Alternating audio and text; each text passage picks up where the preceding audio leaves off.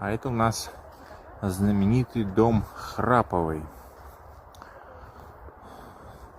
Он происходит из деревни Бор Нюксинского района и перевезен в музей в 2005 году, то есть сравнительно недавно. И у него такой вот декоративный балкон. Приглашаем вас в наш телеграм-канал, там много интересной информации про глубинки, ссылка в комментариях.